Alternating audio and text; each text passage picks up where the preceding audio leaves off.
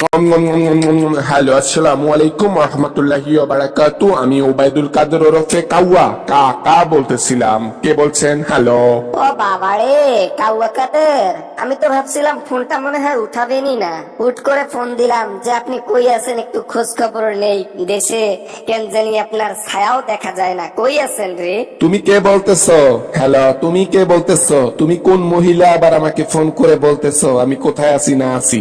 আগে পরিচয় দাও, তারপর বলবো। না হলে আগে আগে বললে বাংলাদেশের পুলিশ আমাকে নিয়ে যাবে ধরে। আরে কাউয়া কাদের, আমি রুমিন ফারহানা বলতেছিলাম, রুমিন ফারহানা। আর আমাকে চেনো না? সবাই চেনে, বাংলাদেশের প্রতিটা নাগরিকে চেনে। এখন তুমি আমাকে চেনো না, ভয়েস শুনে চেনো না? না মানে আর কি আমি বলতে চাচ্ছিলাম ওই বা মানে ওই আসি কোথায় আসি সেটা বলবো না, কারণ বললে আবার পিছনে বড় একটা বাঁশ খেতে হবে। আরে কাউয়া কাদের, তুমি যেখানেই থাকো না কেন, একদিন কাউয়া মানুষের হাতে ধরা পড়বেই। সেদিন খাসাতে বন্দি নয়, ডিরেক্ট উপরে পাঠাই দেবে জনগণ।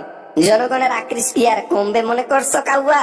সবকিছু এই হাসিনাটার জন্য। এই হাসিনাটা যদি এইসব না করতো তাহলে আজকে সেফ ভাবে বাংলাদেশে থাকতাম আর অর্থ উপার্জন করতে পারতাম। এইভাবে টাকা পয়সা এখন হাতে নাই, মাথা নষ্ট, অ্যাকাউন্ট পড়ে আছে টাকা দিয়ে, কিন্তু একটি টাকা উত্তোলন করতে পারি না। এর চাইতে দুঃখজনক ঘটনা আর কি হতে পারে? জীবনটা বরবাদ হয়ে গেল এই হাসিনাটার কারণে। তুমি যে কোন সিপা মাল বাবা কাউয়া কাদের, সেটা তোমার চেহারা দেখলে বোঝা যায় না হয়তো, কিন্তু মনে মনে তুমি হাসিনার চাইতে 5 গুণ বেশি শয়তান। এজন্য সিপা গলিতে পড়ে আছো, চেহারা দেখাও না। দেখো রুমিন ফারহানা, দেখো মাথা টাথা গরম করিও না। ডাবের পানি খাইতেছি, মাথা ঠান্ডা করতেছি। তুমি ফোন করছো, এখন আমি কই আছি সেটা বলবো না। এখন কথা শেষ হয়ে থাকলে ফোন রেখে দাও।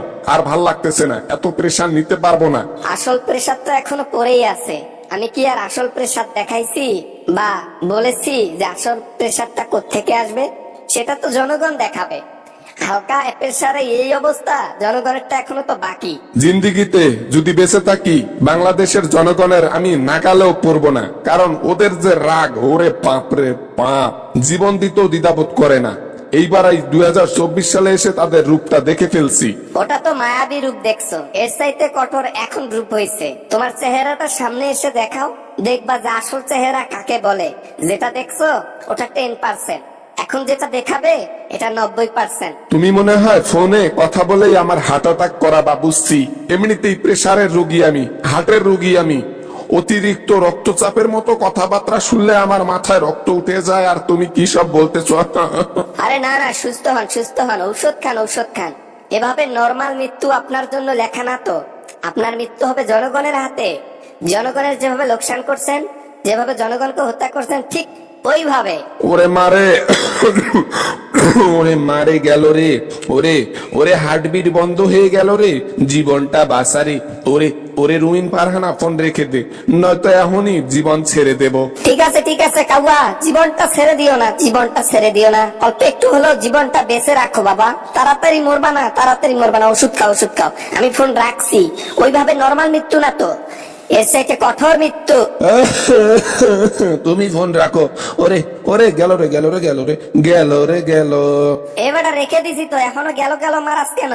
ওইভাবে মৃত্যুদণ্ড তোর আছে লেখা কপালে? না না না না না, এইভাবে মৃত্যু না তো।